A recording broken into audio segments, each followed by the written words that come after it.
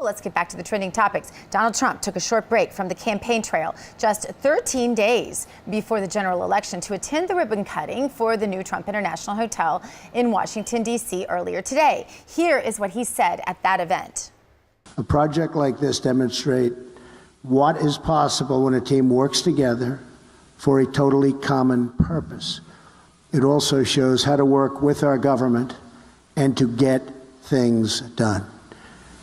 My theme today is 5 words: under budget and ahead of schedule. That's what we did. Under budget and ahead of schedule. We turned a property that had been neglected for decades and which was losing huge sums of money for the federal government into a major revenue producer and job creator. This is what I want to do for our country, and this is what we're working so hard to do. Right now, just about everything our government touches is broken or they break it.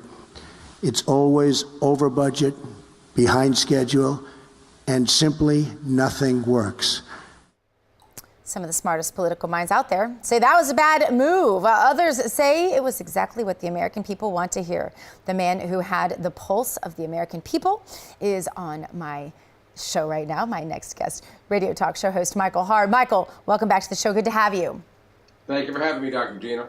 Now, when Hillary Clinton's coverage in the New York Times wasn't going the way the campaign wanted, Clinton ally Neera Tanden advised campaign chairman John Podesta to gather them and to talk to them a little bit about what was going on. What happened there, Michael?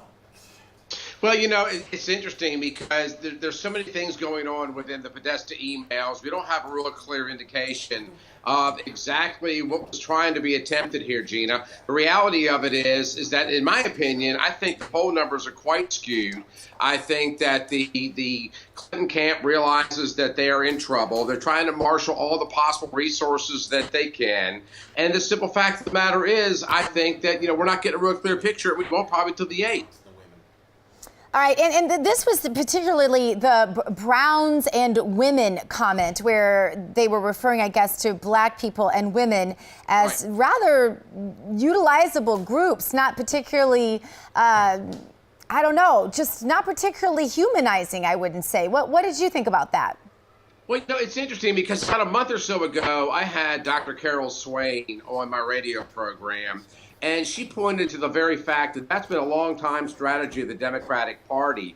They're very adept at utilizing minority groups to the best of their ability, and then they simply discard them after the election. So not only is this not new this time around, but it has really pretty much been, historically speaking, the hallmark of Democratic strategy for almost 100 years now. Yeah, it's astonishing. I actually just debated this on Bloomberg today, and it was pretty much just shoved aside because I guess you're not allowed to talk about how you believe that minorities are being used, even though in the campaign's own words, they are using them. They said the gays were, for example, in their back pocket, let's not forget. And so we've seen this expose again and again, and yet it seems like certain portions of minority populations continue to vote to give these people power and then to do absolutely nothing once they're elected for them. I cannot get one person to cite for me what exactly the Democrats have done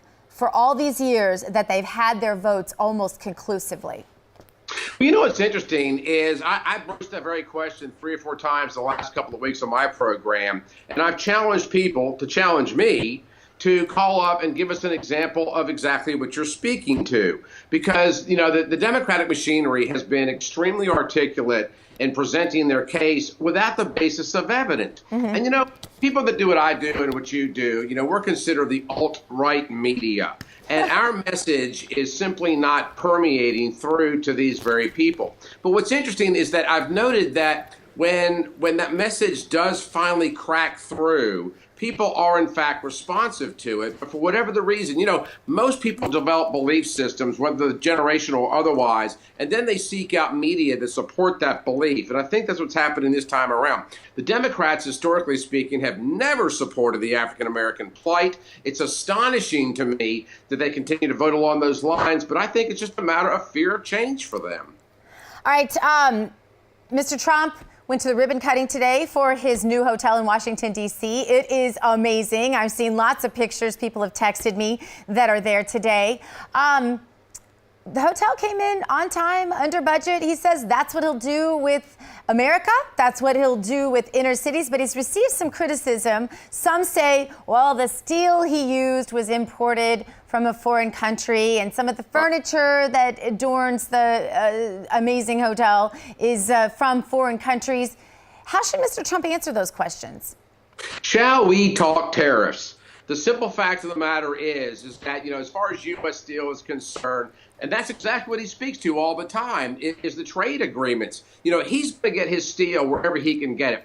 And if we are going to put just these really heavy-handed, stringent tariffs on U.S. steel, the fact of the matter is he's a businessman at the end of the day. That's been the hallmark of his entire campaign. There's not been the availability of American-made steel, so he's going to get it wherever he can possibly get it. But at the end of the day, we've heard this time and time and time again about going outside the American shores. We also know that we've offshored a good portion of our facilities production, and the simple reality of it is, as a business person, it is his responsibility to return a profit to his shareholders. Right.